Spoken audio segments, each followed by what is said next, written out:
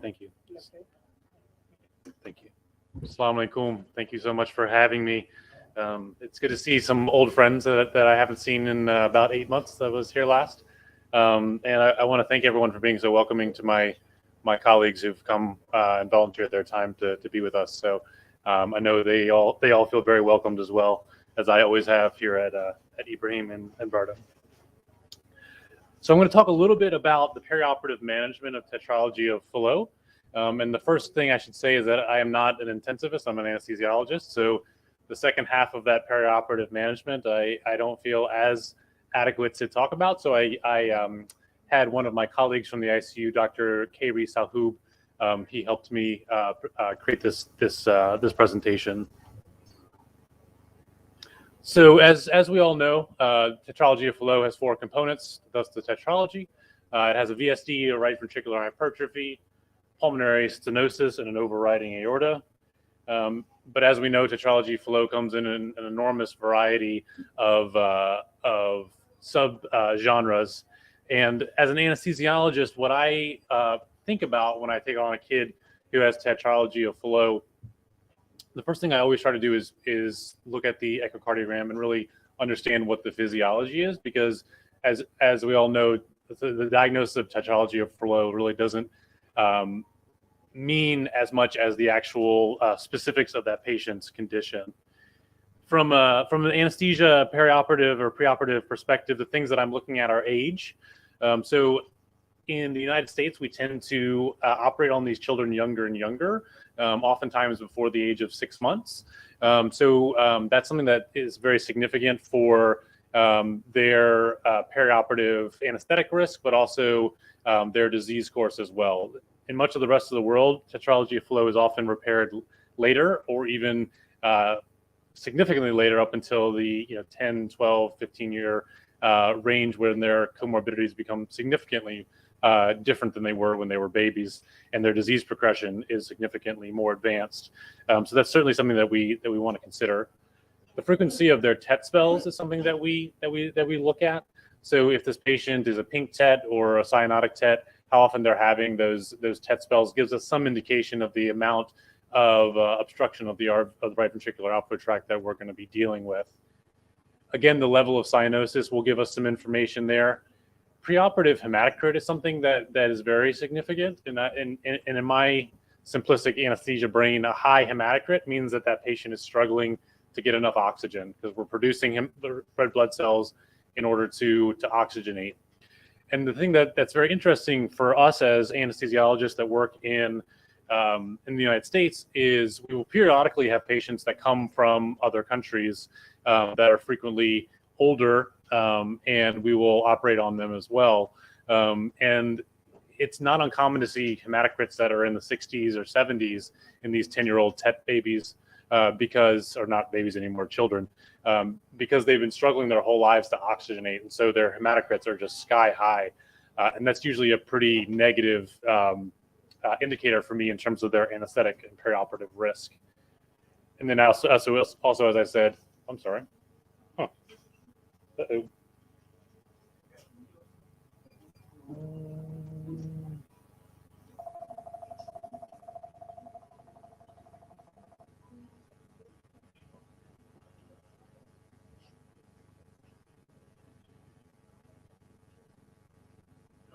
Great.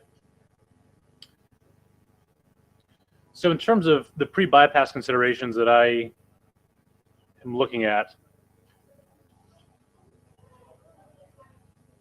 oh, I got it. Thank you. So the first thing is whether or not the patient needs oxygen. So in a pink TET who doesn't have a significant amount of RVOT obstruction, oxygen can actually be a negative thing because it's going to increase your left to right shunt. But I would say that I tend to give oxygen as needed to maintain an adequate oxygenation to the baby in the form of my PaO2 and my SpO2 on my pulse ox. You always want to have a slow, controlled induction of anesthesia. So anytime we're dealing with a TET baby, we have to be concerned about the possibility of a TET spell. And what causes a TET spell? It's to cause a baby to be angry, right, or upset about something. So the baby starts screaming and crying, and then they throw themselves into a TET spell because their heart rate goes way up. So one way to make a baby really angry and screaming and crying is to lash them to a table and throw a mask on their face. So it's very easy to induce a TET spell while trying to induce anesthesia, which is obviously a very negative thing to do. We want to secure IV access as quickly as we can, because once you have an IV as an anesthesiologist, you breathe a lot better because you're able to resuscitate the baby more effectively with IV access.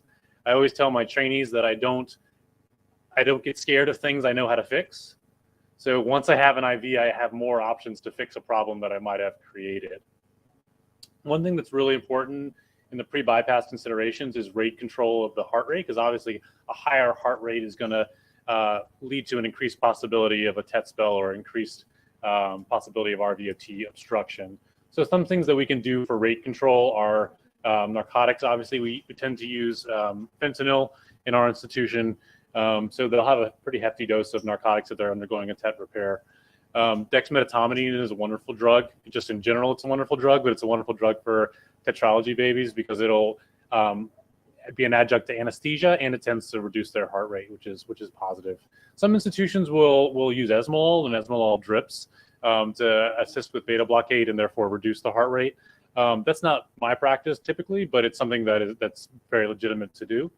And then also you want to make sure that you have adequate intravascular volume. That's also very important with these babies to make sure that you can have enough forward flow through that RVOT. So as we talked about before, a TET spell is described as an acute narrowing of an already narrow right ventricular outflow tract.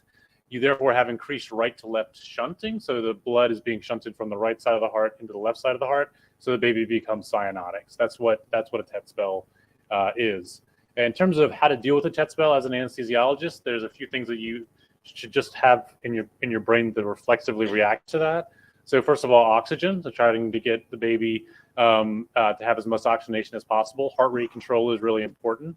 The typical drug that we will use in that situation is phenylephrine, because it'll increase your SVR, increase the blood return to the right side of the heart. So it's sort of a surrogate for volume in that sense. But more importantly, it's going to reduce your heart rate precipitously and hopefully break that TET spell. And then we'll also give volume in that situation as well to try to overcome the effects of the spell. I will say that in the United States, I rarely have to deal with severe TET spells, and that's because we tend to correct these babies very young.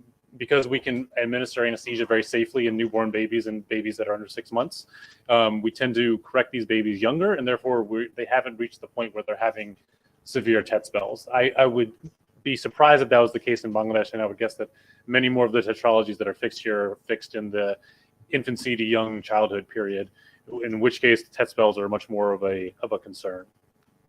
The real disaster situation that you have to think about with it is a TET spelling baby without IV access, where you have a difficult intubation situation. That's the real sort of disaster where these babies can die as a result of anesthesia. So post-bypass considerations that you have to think about is the cardiac function. So how's your post-bypass function? Are you having to use vasoactives in order to support blood pressure and the other hemodynamic parameters? Are there any residual lesions? That's where your TE becomes really helpful to make it sure that we're not missing any things in the correction surgically that could explain any issues we might be having. Oxygenation. So is the baby adequately oxygenating with this new anatomy that we've given them? And then obviously bleeding. Hopefully these bypass runs shouldn't be particularly long, and so bleeding shouldn't be a major concern, but certainly is a possibility. Now, when I'm transitioning care to my ICU colleagues, so I'm done with my surgery, I'm transporting the baby, there's a few things that I think about, and I really try to consider the fact, Diego, I hope I've never dropped off a disaster for you before, but if you bring a baby up to your ICU colleagues and they're not doing well, your ICU colleagues are going to look at you and they're going to be like, oh, maybe you should go back down for a while, come back later, right, when you fix the problem. So hemodynamics and hemostasis are obviously very important. Perioperative extubation is a really big issue to consider. These babies can very frequently be extubated in the operating room. The thing that's really important is you have to have an understanding, again, back to that teamwork model that we've talked about. you have to have a cultural understanding and an individual understanding between the operating room team and the ICU team about how to manage that airway, right? So if the ICU team is used to having an intubated baby brought to them and they extubate the baby over 12 hours, then me extubating the baby just because I can is setting them up for failure. Whereas if we have an understanding that I'm going to try to extubate the baby in the operating room and bring them an extubated baby, then they can be more prepared to deal with an extubated baby. So that's something that is really important in terms of teamwork. There's not a right or wrong answer in terms of where the baby gets extubated and how the airway management is performed, but it just has to be a clear communication between all the parties. I always transport a baby with a go pack, so that means emergency drugs, sedation drugs, airway equipment, blood and fluids. So I always try to imagine that the worst thing possible could happen to that baby while I'm taking them down the hallway, and I need to have all the things that I might need in order to resuscitate that baby. And then obviously a clear, itemized, organized handoff wherever all questions are answered between all parties, surgery, anesthesia, and ICU is very, very important. So let's talk about postoperative management.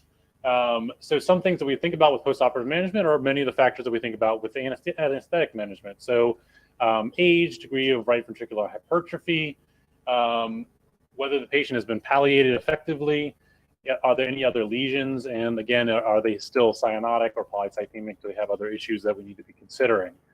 And just like issues that you have in the operating room, you can have those same issues in the ICU. So bleeding, rhythm issues, function issues, these are all things that can come up in the acute postoperative period.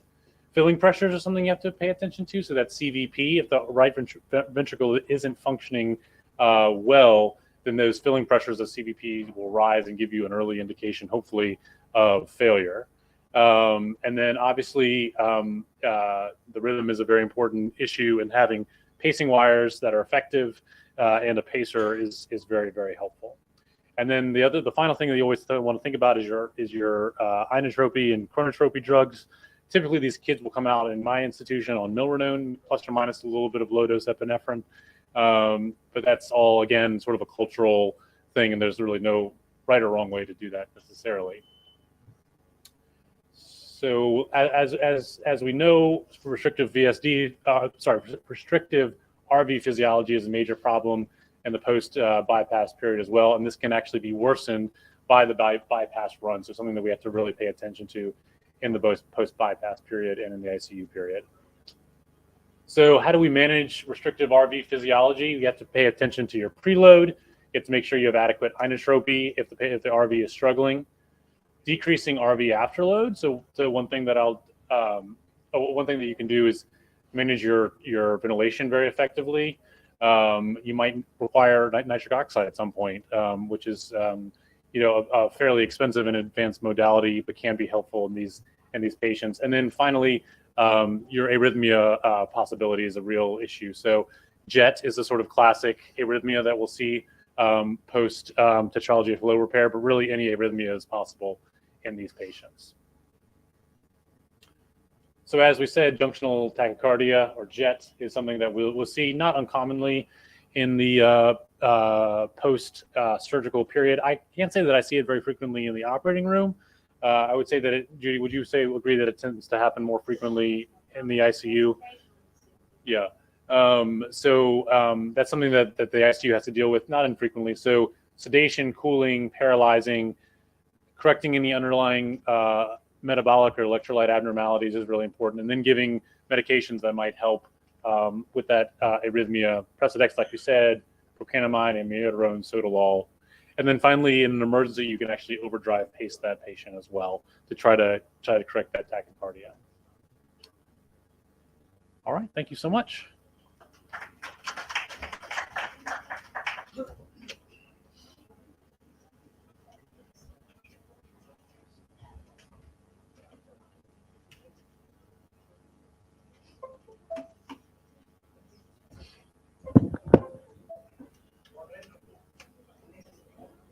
Yes.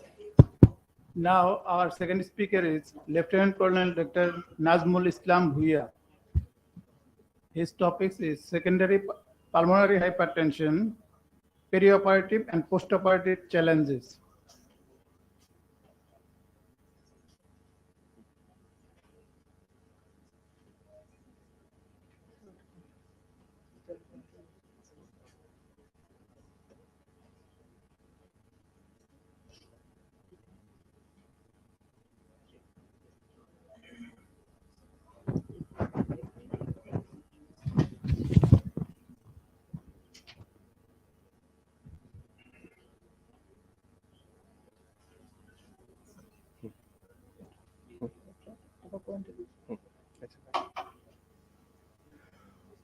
Honorable Chairperson of the conference, respected panelists, respected Independence Awardee, senior professors present, ladies and gentlemen, Assalamu alaikum and very good afternoon to you all.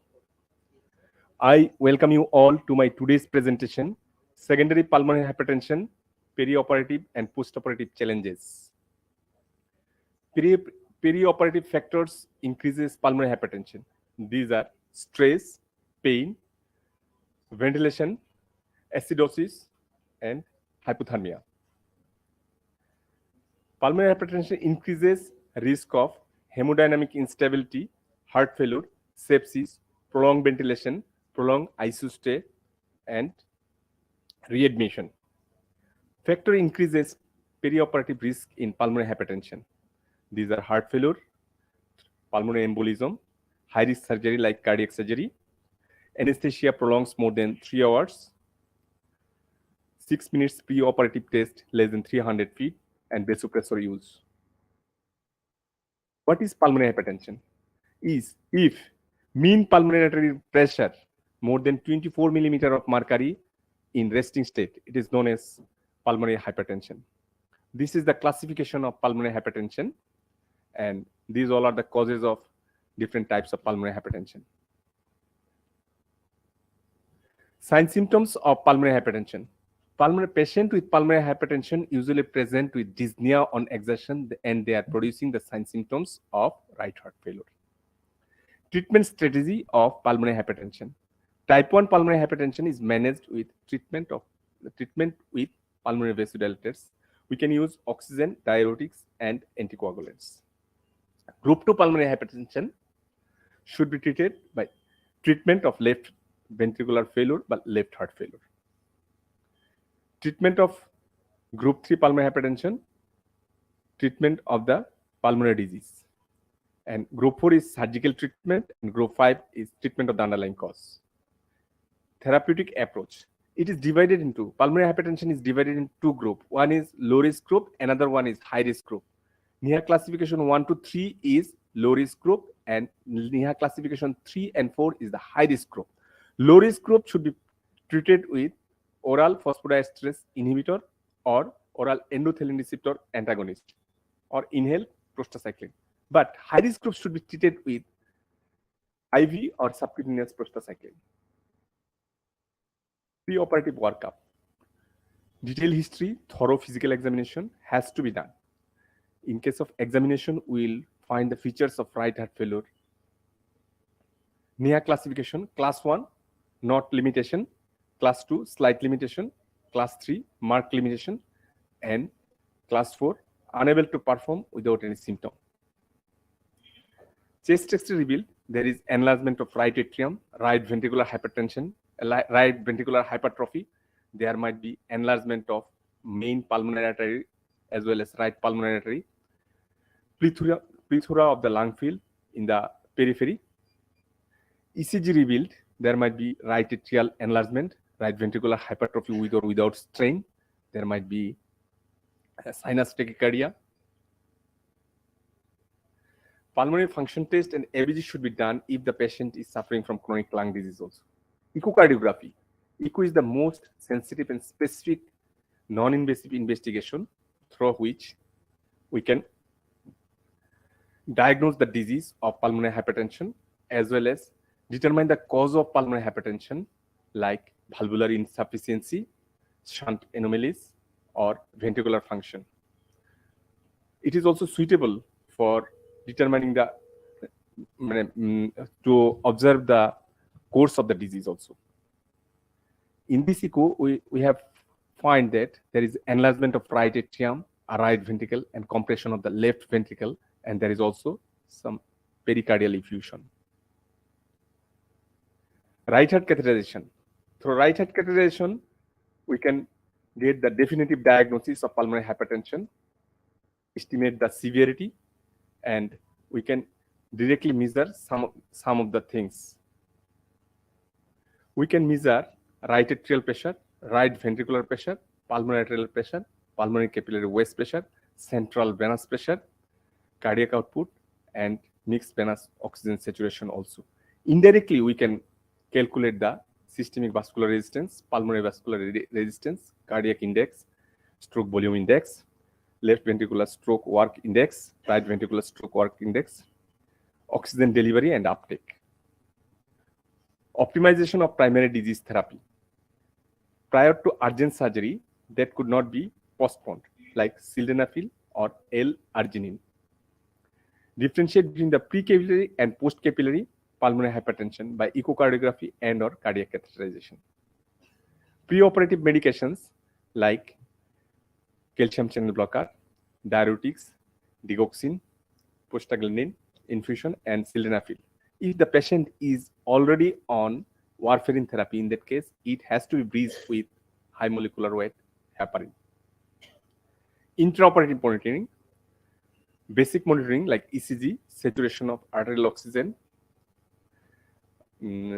invasive monitoring of blood pressure, temperature, and stroke volume variation.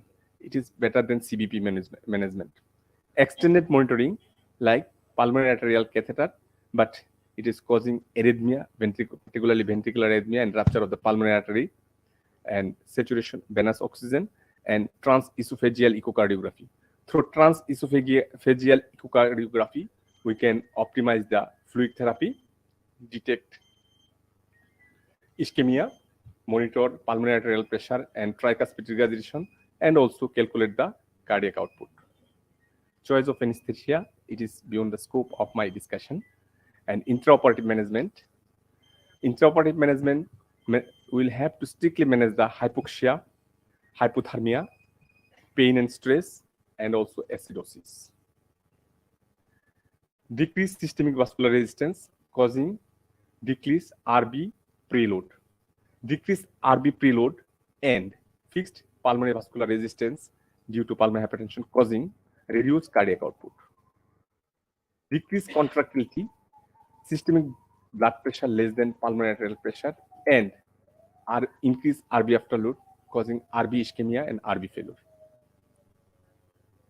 Our goal is to keep the systemic blood pressure more than 90. Mean pressure should be more than 65. Mean pulmonary arterial pressure should be less than 35. PVR and SVR ratio less than 0.5, and cardiac index greater than 2.2.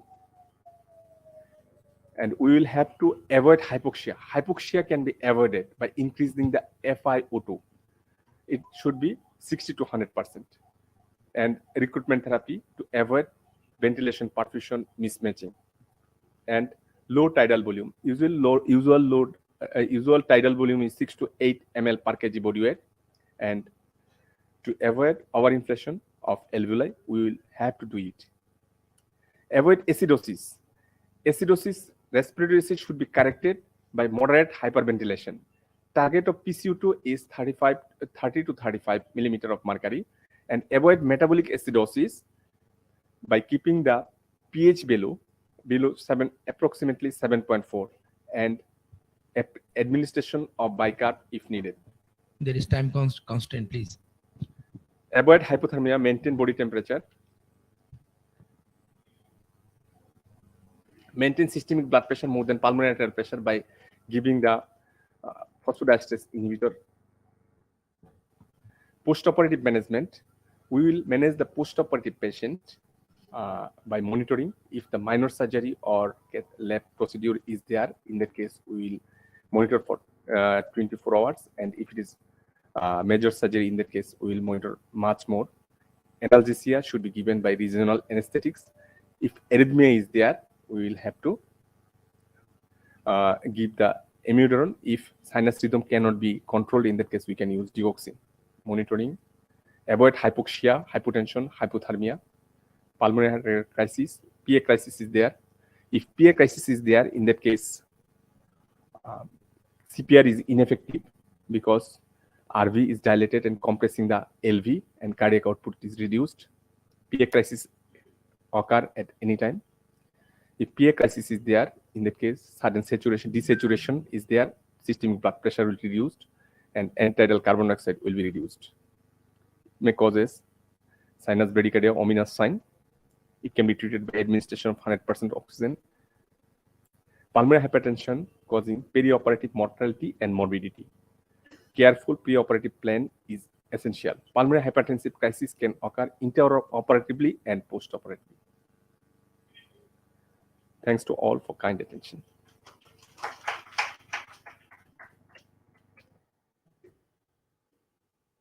Dr. Lieutenant Colonel Nazmul Islam for his presentation.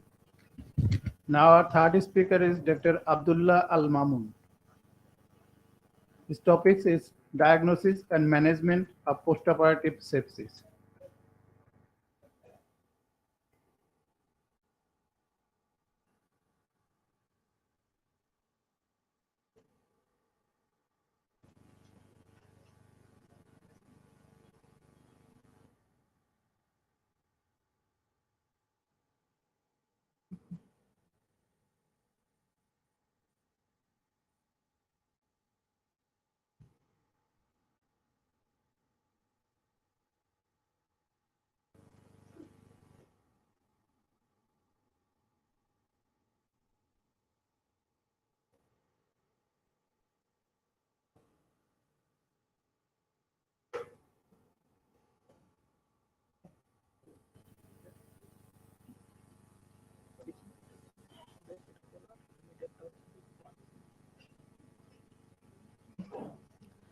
Learned audience, Assalamu alaikum. I'm Dr. Muhammad Abdullah Al Mamun, and thanks the organizer for giving me the chance for today's lecture.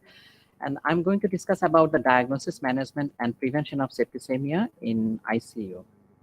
And why this topic is important? Because ICU environment is favorable for infection, and we know that around 20% of the hospital-acquired infections occurred in ICU, and multi-drug resistance organisms are more present there. So this topic is very important.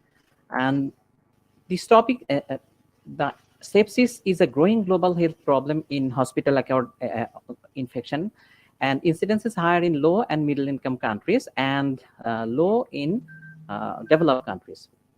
Studies showed that the hospital-acquired infection is associated with higher mortality, prolonged hospital stay, and cost. So what are the sources? Around 50% of the cases, the source is endogenous, and it may be from the flora from the patient's own flora from the skin, gut, genitalia, and from the infected port, infected catheter tips, etc. And around 20 and 15% of the cases, it is exogenous, and it may be from the air, instrument, or contaminated infused, etc. And 35% of the cases, it may be from cross infection. And in these cases, the source is from the visitors, from the patient care personnel, and other patients. So if the host is more susceptible and the infection is more virulent and route of infection facilitates, in that case, infection occurs more quickly. And we know all that the ICU is like that place. So what are the most common infections? The primary bloodstream infections are the most common infections. That is accounts for about 25 to 30% of the cases. And most of them are associated with catheter-related bloodstream infections. And in next common is ventilator-associated pneumonia. And in those cases, it accounts for about 20 to 25% of the cases. And some Indian studies, they found that incidence is about 15 to 30%, and mortality is high among them, and it is about 20 to 40%. And other infections are surgery site infection and catheter-related UTI. And whenever bloodstream infection is suspected, we have to, or we should send blood cultures from all the ports and also from the peripheral sample. And for the diagnosis of ventilator-associated pneumonia, we have to identify the organisms, especially from the blind endotracheal section or bronchoalveolar lavage. For diagnosis of the Staphylococcus aureus, we can use nasal PCR test. And common organisms that causes bloodstream infection is gram-positive, especially coagulase negative Staphylococcus aureus, and also gram-negative organisms and Candida. And for ventilator-associated pneumonia, Acinetobacter, E. coli, and gram-positive organisms like MRSA is the major pathogens. And for UTI, E. coli, and followed by Candida, Enterobacter, Pseudomonas, and MRSA is common in case of surgery site infections. One study done in National Heart Foundation, the cardiac ICU of National Heart Foundation, and they found that culture-positive septicemia in 6% of the cases, and their common organisms were Pseudomonas, followed by Klebsiella, Acinetobacter, and Staphylococcus. In the cardiac ICU of Bangladesh Shishu Hospital, we did one study, and we found that culture-positive septicemia was present in 10% of the cases, and common organisms are Acinetobacter, Pseudomonas, Klebsiella, and Staphylococcus. So what the National Heart Foundation found that Pseudomonas is resistant against penicillin, ceftriaxone, and macrolides in around 100% of the cases. Pseudomonas is sensitive to ceftazidime, ciprofloxacin, and carbapenem. And Klebsiella mostly multi-drug resistant, and carbapenems, including carbapenem, and only colistin is retaining sensitivity. And E. coli, Acinetobacter, Citrobacter, Enterobacter are resistant to macrolides also. And Citrobacter being most notorious organisms, mostly multi-drug resistant, and Citrobacter is sensitive to only colistin in 40% cases and tigacycline in 80% cases. So the resistance to carbapenem and extended drug resistance septicemias are alarming in their conclusion. And what about study in Dhaka Shishu Hospital, that is Bangladesh Shishu Hospital?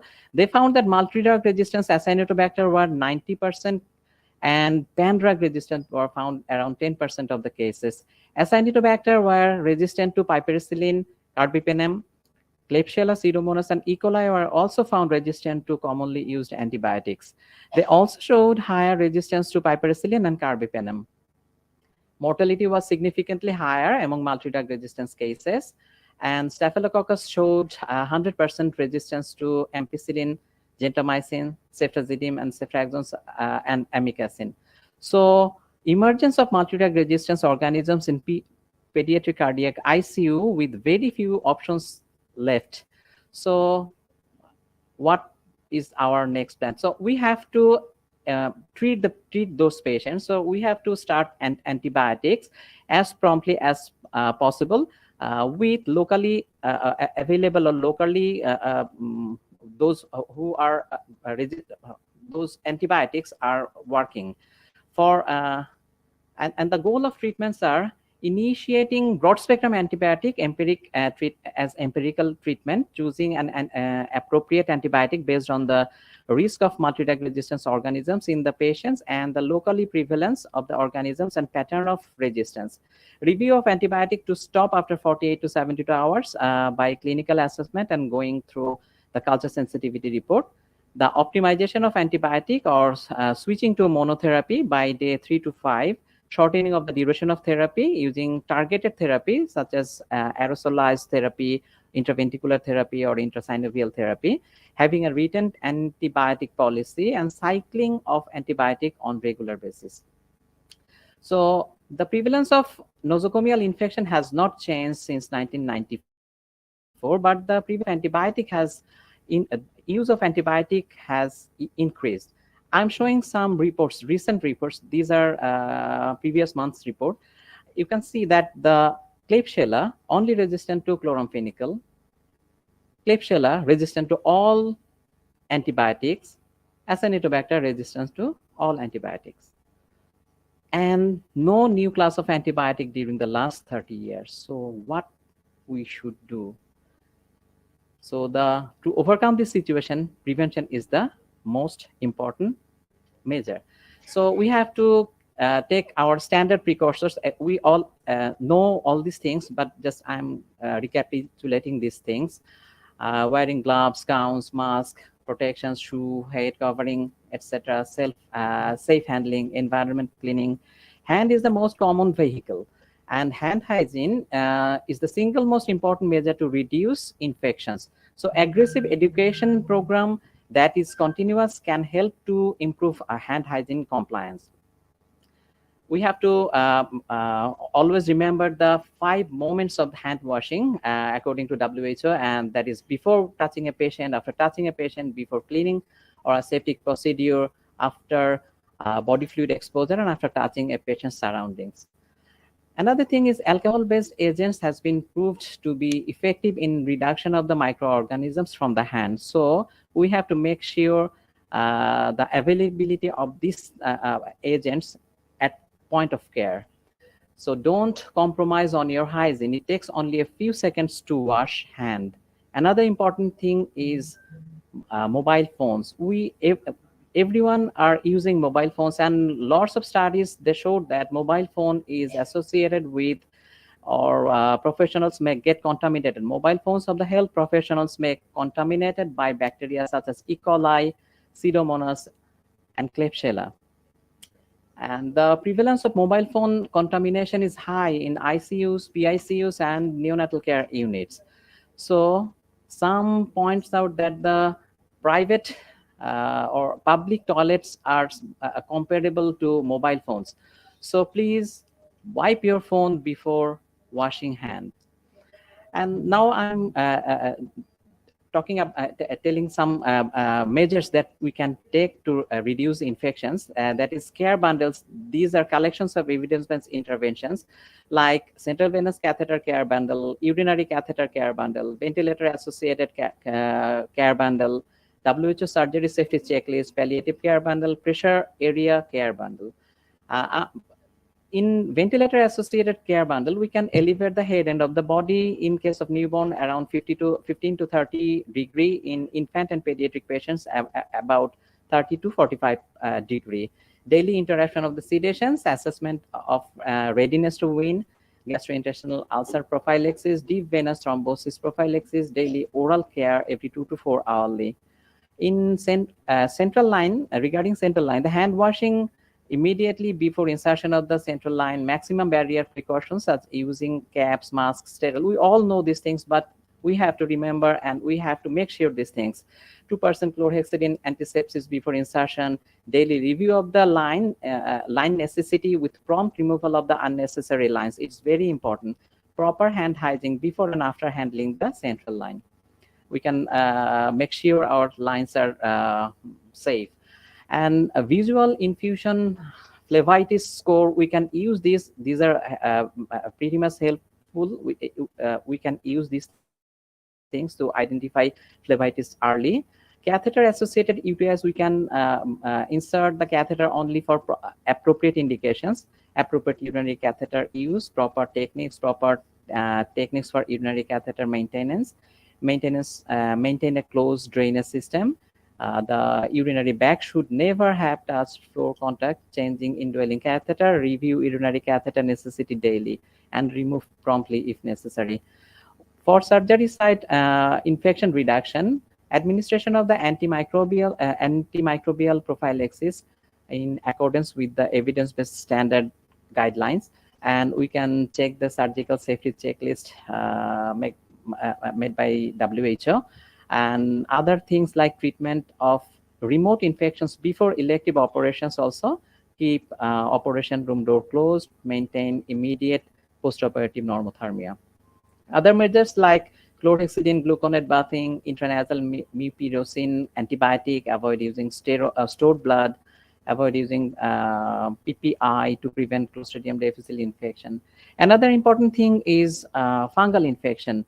Fungal infection associated with high mortality rates. Up to 80% of the patients are colonized after 7 days, and about 5 to 10% of them develop invasive candidiasis. So early diagnosis, we have to make early diagnosis. And for reduction of this kind of sepsis, we have to make sure our hands are clean.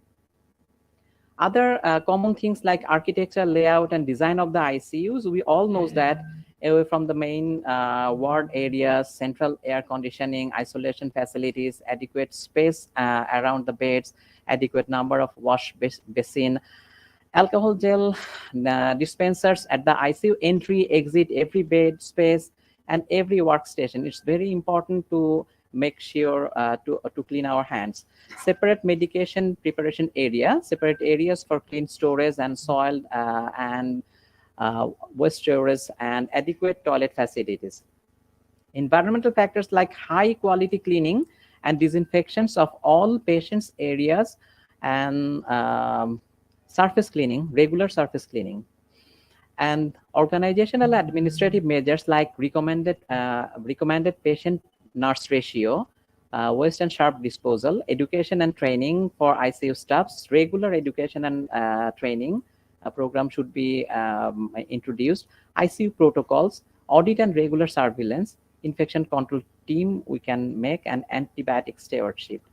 And antibiotic stewardship is rational systemic approach to use of antimicrobial agents in order to achieve optimal outcomes. And it can improve our patient care, decrease antimicrobial use and resistance, and reduce cost. And we can make a team. The team includes infectious disease trained physician, clinical pharmacist, clinical microbiologist, hospital epidemiologist, senior institutional leadership, and prescribing physicians.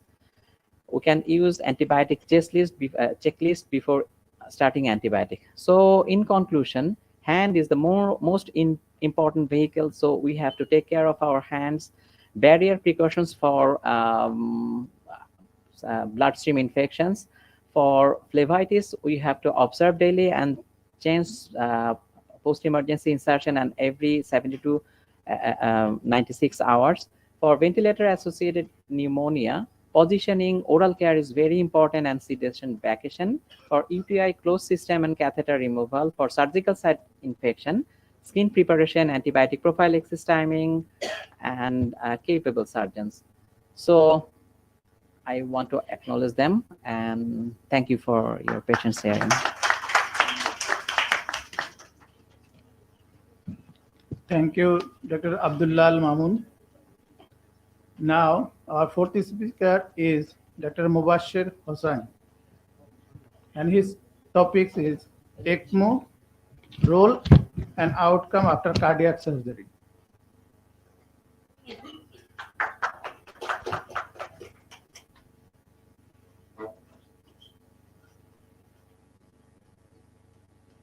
Sir, can you please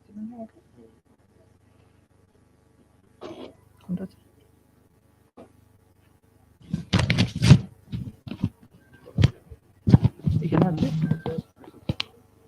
আমি কিন্তু প্যান্টে ready করেছি ওকে আগে দিয়ে দিছি আচ্ছা আমি দিচ্ছি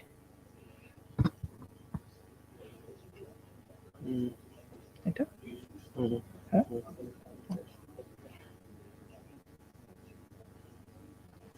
Thank you very much. Pointer Mouse should. is it left No, mouse should. mouse Good afternoon to everyone. Special thanks to the organizing committee for giving me the opportunity. Panels, Ibrahim Cardiac, colleagues from Texas, thank you very much. I'm Dr. Mubashir Hossain. I work in the Department of Heart and Lung Transplant and Mechanical Circulatory Support, and I'm also one of the lead surgeons of cardiothoracic organ retrieval, NHSBT UK. So I'm going to talk about ECMO and its role and outcome after cardiac surgery.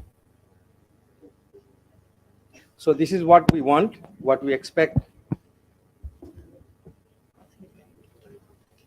So this is what should be and what we expect, but unfortunately, sometimes this happens, and then we have to do this rescue.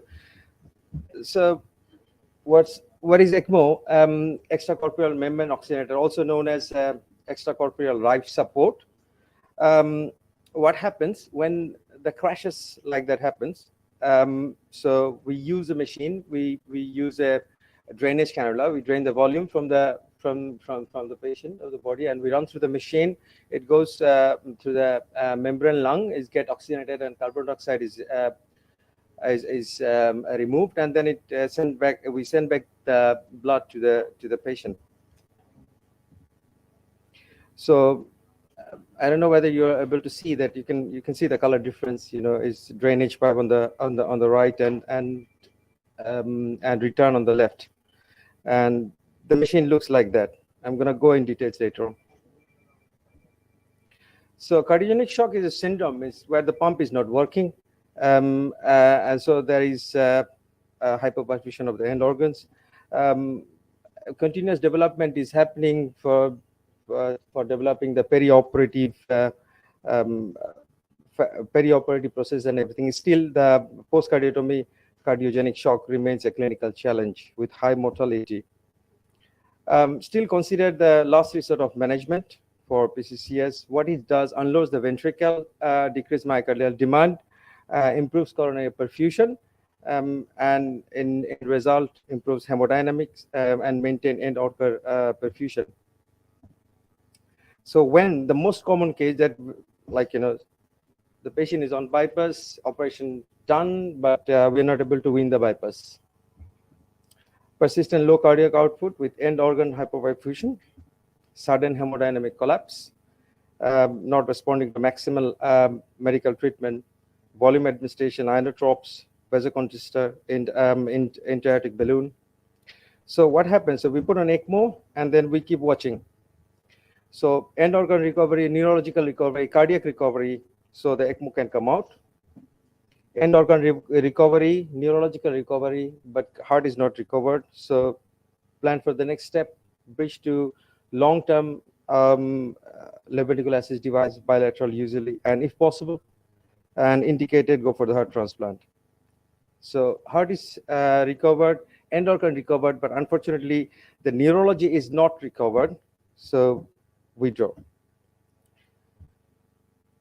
So I'm going to talk about the equipments with what we work, what are the types we use in the PCCS, what are the procedures, what are the complications, how we deal with that, and some outcomes. So the standard machines, we use Levatronics console. You can see the Levatronic console with the pump head and the oxygenator, and the tubing goes in and out. This is a Mackay Cardio Help with oxygenator. These are the pipes we use, longer ones for the peripheral one, and the shorter ones on the right side is for central.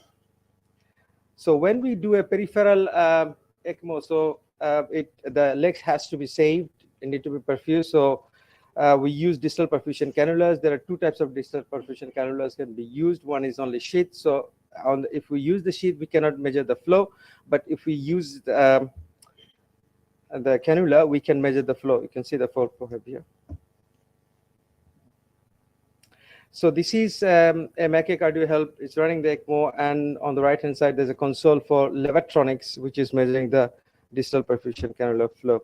So types of ECMO. So usually we use central and peripheral via ECMO in this PCCS. So central ECMO goes centrally with or without stented chest. So chest can be kept stented or closed. Peripheral ECMO, it goes peripherally. Usually we use femoral vessels. But for peripheral ECMO, the chest can be stented as well because of the bleedings and the other issues. Sometimes, you close the chest, there's tamponade, repeated exploration. So we keep the chest stented and put the ECMO peripherally. So the distal perfusion cannula we use to send the blood to the limb. So that can also be put in two ways. You can cut down the groin, expose the artery, put the cannulas and close it back.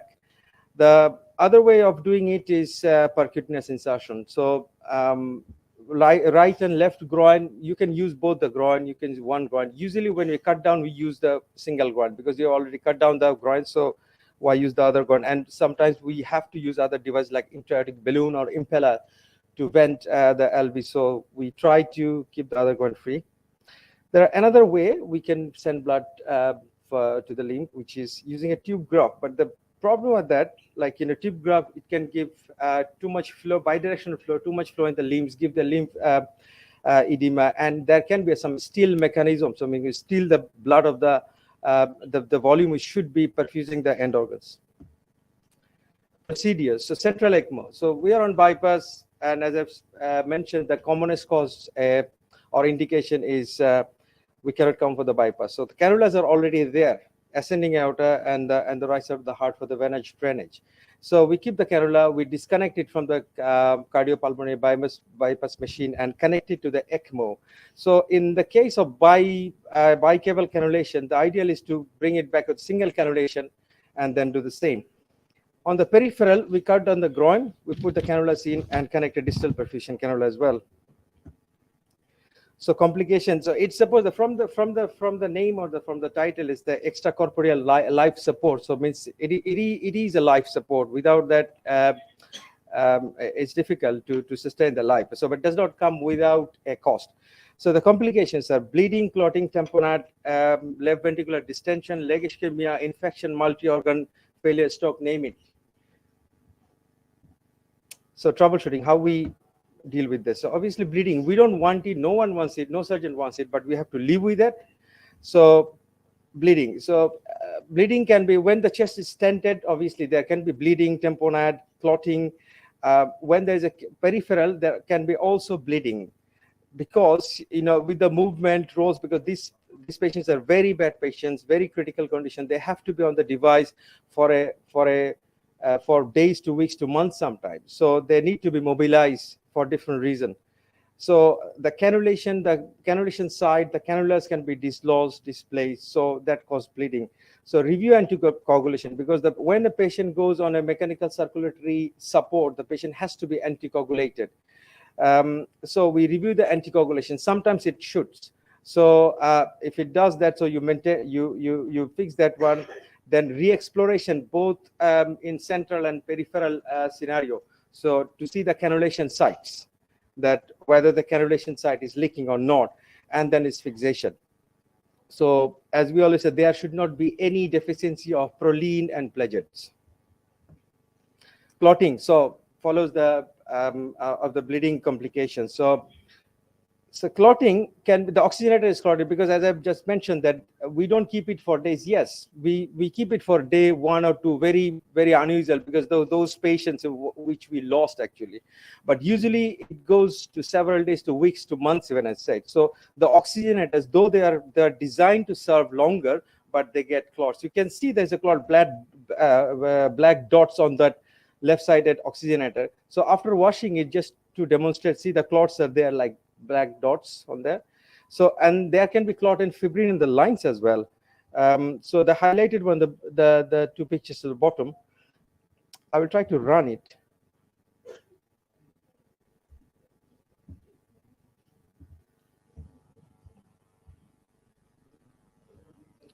Yeah. Is it running? No.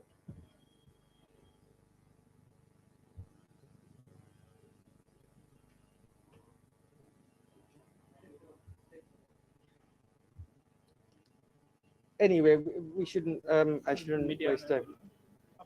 That's fine. No worries. So you see that the yellow circle, the highlighted one. So if I could run the video, you could see that whitish thing there is moving. So there is a potential to get is embolized, and it can go anywhere. So what we do in this scenario, we do this. And what is this? This is a setup to change the oxygenator with the tubing. Again, there is a video. I don't know whether it will run or not.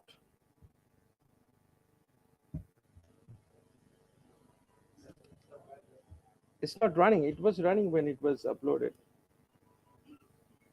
Anyway, so what we do, so you're just seeing the hands of the surgeon who is doing it, but there are enough people behind the scenes. The perfusion is ready with a pump at the foot side, and the intensivist or anesthetists are present on the head side. So it should not take more than seconds, but has to be done very quickly and efficiently so that we don't compromise the hemodynamics.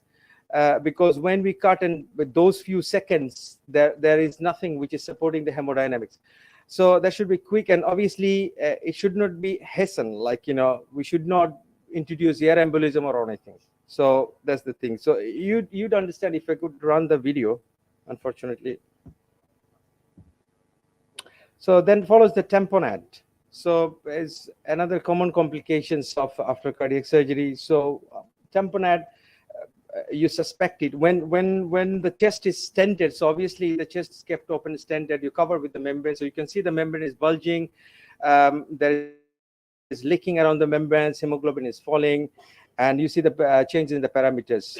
But when the chest is closed, obviously we know the signs and symptoms, and we have help of TOE or TTE. So we see if there's tamponade, and we all know the management. So first of all, common thing is common, like, tamponade, we shouldn't just go and open up the chest, because we can introduce infections and everything, and you never know how long that patient will be on the device. So first review the drains. If the drains are blocked, you unblock the drains. And if you have to open the chest, consider reviewing the packings. Even the chest is closed, we close the chest with packing due to bleeding. So whether the packing itself is introducing or causing the tamponade, because on the TOE image or in the echo image, sometimes it's very difficult to differentiate the clots and the swabs. And I'm sure that, like all the surgeons knows, we have a habit to just push things around where it's bleeding. So a lot of hemostatic agents, the Surgicel, Surgiflow, name anything. We want to use anything and everything if there is a bleeding.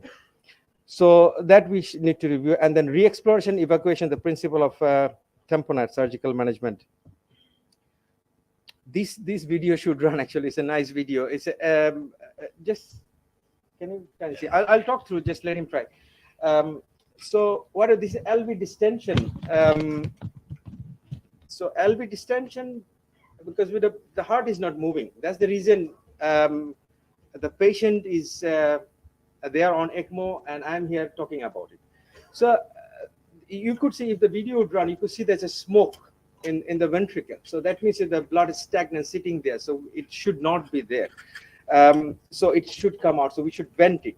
So when there is a central ECMO, chest is open, so it's easier. So you go right suprapulmonary vein, you guide the vein through the right suprapulmonary vein, goes to the mitral valve and sits in the LV and vent it and return back to the venous drainage.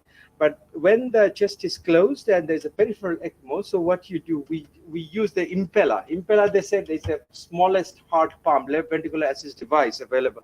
So we go through the groin. We can go through the groin with 3.5 CP, or the bigger one can go to the subclavian, which is 5. So we go to the subclavian, go to the aortic valve, sits in the ventricle, and then just unload it. Is it done? I'm sorry for the technical difficulty.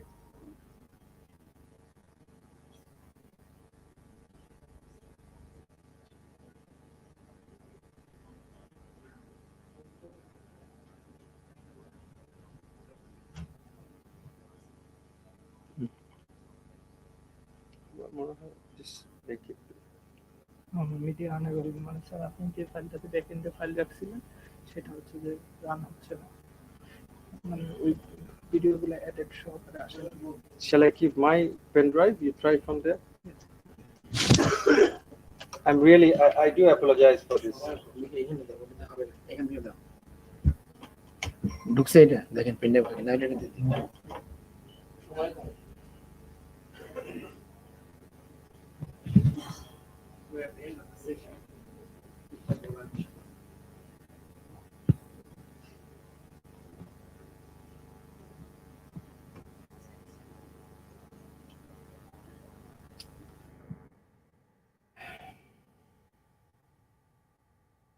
Burden presentation.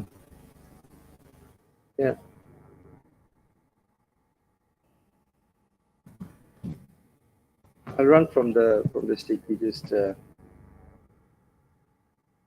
like this.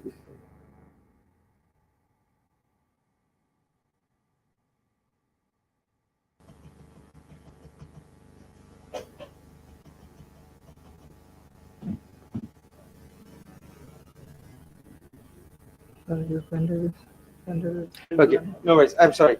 Let's continue. I do apologize. So if, as I mentioned, if you see that smoke, that's going is moving around the LV. So then comes the limb ischemia. So is a limb as important as life? It's very important because a whole chapter has been written, and my ex-boss and one of my ex-colleagues, they wrote a chapter in this book about this. So the issues are usually starts with distal perfusion cannulas. I've said, like, we use two types of cannulas, one sheath and one cannula. So if you use the sheath, you cannot measure the flow. If you use the cannula, you can measure the flow. So the issues are like insertion and maintenance is not always smooth. There'll be kink, small caliber, slow and low flow, acute angles, misdisplacement, dislodgement, bleeding, selective perfusion, accidental fell out, and catastrophic blood loss. That's the worst one, because the patient is covered, you never know, and all of a sudden you say the blood is dripping from in the floor. So you just take off the cover and see that the cannula came out. Then there can be thrombosis as well. So how to deal with that? Obviously, again, we go back to the anticoagulation. We review the anticoagulation, you fix it, whether go up and down, and then measure the flow where possible, regular handheld Doppler studies to see whether, because it's a continuous flow, you won't see the pulsatile flow, but you can still share the whoosh sound, in the handheld Doppler. Explore an embolectomy, fasciotomy when needed, and unfortunately amputation if it is indicated. Next complication comes the infections. Obviously, these patients are there for days to weeks to months with all sort of complication can happen. So maintain strict sterility, wash out regularly, broad spectrum antimicrobial, multi-organ failure. Another dangerous thing, which can cost life. So, but according to the organ involved, the measures are taken. Stroke can both hemorrhagic and ischemic, but hemorrhagic is more than ischemic. So in that case, we should ask for the neurological input. So winning of the ECMO, still, like, I'm sorry, the video is not running. So you'll see, if the video would run, you see the heart is just sitting there still, not doing anything. So we get the patient, or we have this one, but what we want. So again, these three videos, if you'd run, you'd see the heart is jumping. So we find that when we start there, that where the heart is sitting still, not doing anything at all, and we want to go there. And how to do that? Multidisciplinary approach is mandatory to achieve this. Believe me, this is as important as the management, pharmacological or surgical management of the patient. And it starts with intensivist, because they are always with the patient. They keep an hourly, because they live there in the ICU. So it means, they're the first one to detect the improvement or any other disasters. Then the perfusion is, obviously, the machine is running. It cannot run without the perfusion. There should be a regular checkup with that, and then reporting the intensivist or to the surgeons, and obviously surgeons. We start the case, we end the case. But those people, we all play the same role. The aim is to save the patient. When we should be done, so continuous hemodynamic stability. When we'll observe that the continuous hemodynamic stability has been achieved or observed, and with the improving cardiac function, then we go for it. And how to do that? It should always be done in over days than hours. It cannot be done in hours, unless you just pull the plug. Means you're not going anywhere. So gradual, how it is done. So obviously, again, all those people are there, and the gradual decrease in the ECMO flow, as well as inotropic support, closely monitoring the hemodynamic parameters and cardiac function with the help of echo, and then explore the ECMO where indicated, close the chest if the chest is stented, or vessel repair. All is done in the theater. So outcomes, because I mentioned, just to warn you before I go in the slides, it's with very high mortality. I will explain why. So we looked at about 30 patients from 6 to 15, not much, because we concentrated only the patients who had like isolated CABG, valve, or combined CABGs, mostly. Some of them had pericardiectomy and some dissections. So the male-female ratio is 16:14, and the mean age was 56.86. The central and peripheral, we use both, and this incident was both same. So these are the some numbers, before the ECMO went in, because the patient is falling down. So you can see, like, a number of inotropes, that's 3 plus 1. All of the patient were on ventilation because it has been done, because you are not able to win the bypass. And then IABP was used in 30 of the patients. Dialysis was 15. You can see the lactate, and because it can We give have a you. limitation of time. Please. All right, I'll make it quick. So means if you go through the numbers, you will see the differences. So duration of stay is 7 days. I'll directly go to the complication I've already mentioned. So died on support ECMO is 19, survival was 11, breach to mechanical, other mechanical assist device was 3, which was by electronics, discharge home 8, and all of them survived. So it's 26.6%. I'll skip this slide. So this is the Kaplan pyramid. So once the vertical, you have got a sharp drop in the vertical limb, but once the ECMO explanted, so you see a good long-term survival. We also looked at 115 patients. Our strategy has changed, so we have got a bigger pool. The work is still in progress, but whatever we found from here is not much difference. But only difference, the died on support was less. But anyway, the end result is a slight, but it's not statistically significant. Still is 26.95. But the study is not complete. We are planning to look to a 10 years data. So the Kaplan-Meier, because of a bigger population compared to the previous one, so it looks a bit of different, but more or less it's same. First a vertical drop, and then sustain. This is male female. We couldn't find any difference, significant difference. So there are some papers, which some of the papers, some meta-analysis, which more or less showed the same outcome.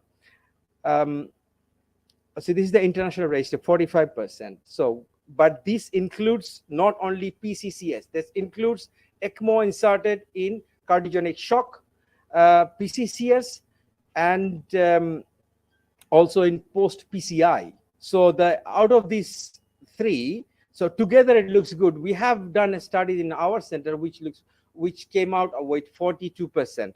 But when you individually look at a PCCS, post cardiotomy cardiogenic shock, those results are not as good as it is. Another meta-analysis, this is between central and peripheral, which shows that peripheral has better outcome. Obviously, no bleeding, and less blood product, less bleeding. So that gives you a better outcome.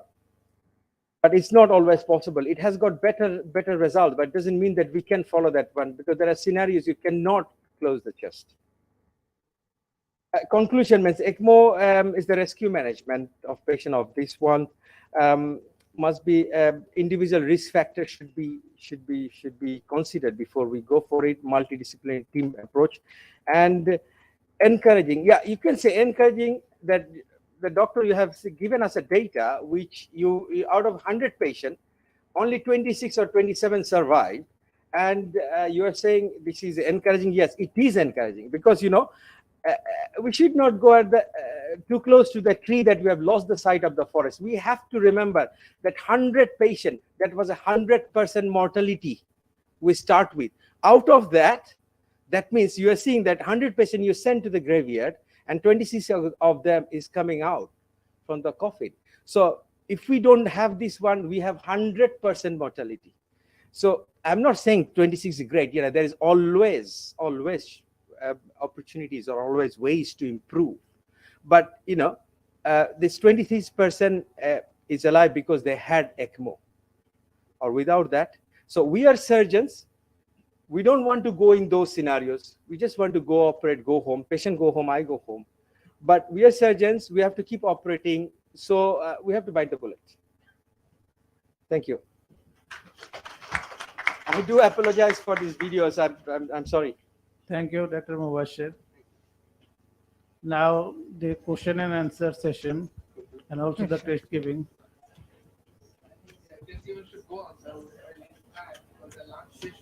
It's a short of time. Just okay. Dr. Ishtiaq.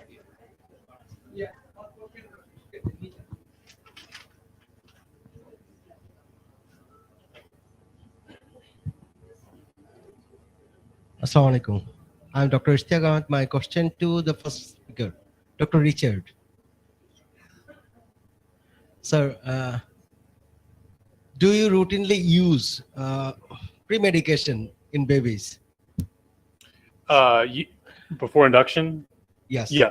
So in babies, no. Usually above the age of 6 months is when we start to see stranger anxiety.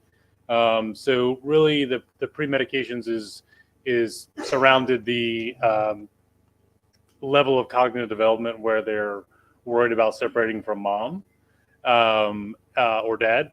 But before 6 months or so, that's usually not a problem. And I'll usually just ask the parents, like, hey, if you're not around, does your child start screaming or not?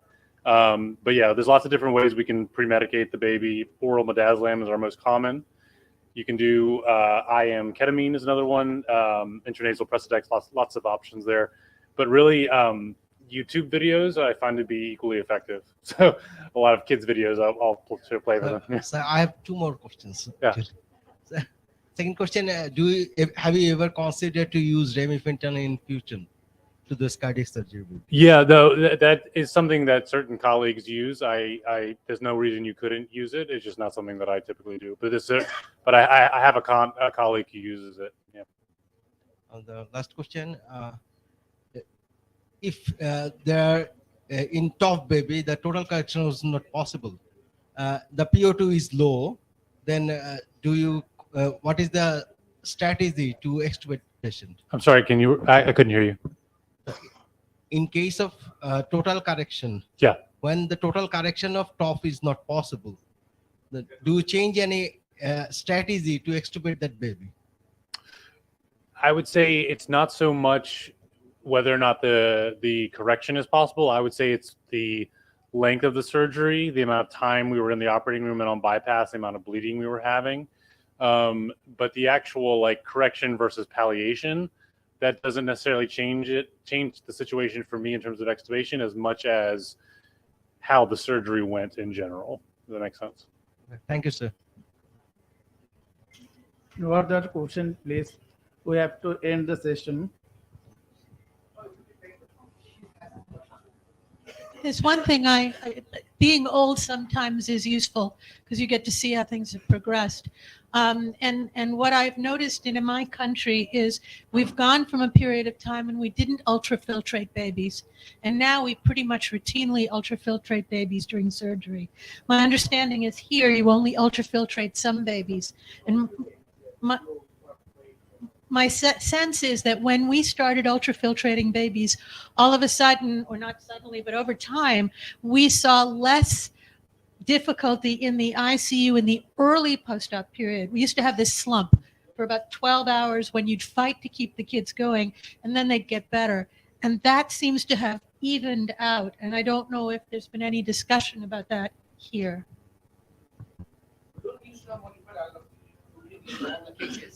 But sometimes whenever we are in trouble or the baby is very low, but maybe 6 kilogram, 5 kilogram histology is a very long bypass time, then you go for the modified ultrafiltration MAV, but not always. Yeah, but we should try for those cases. Yeah. Actually, we're running a very short of time. We have lunch time and just prayer time. Now we have to start the next session. Now I should tell the chairman to conclude the session. Yeah. I would like to request our chairman to conclude the session and to give the crest to our speakers.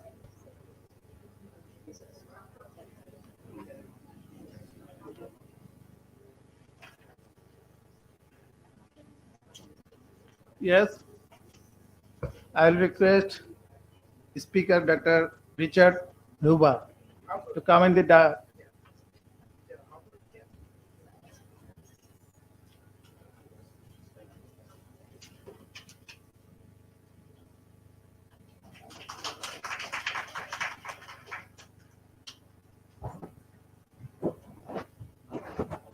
Our second speaker, Dr.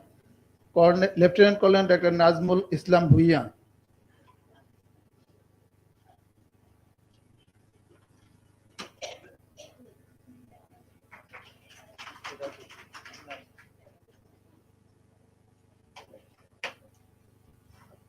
Our third speaker, Dr. Abdullah Al Mamun.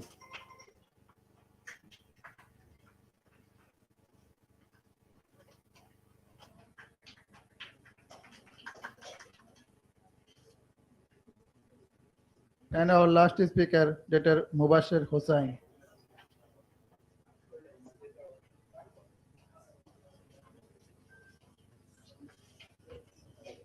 Thank you, sir. Thank you very much.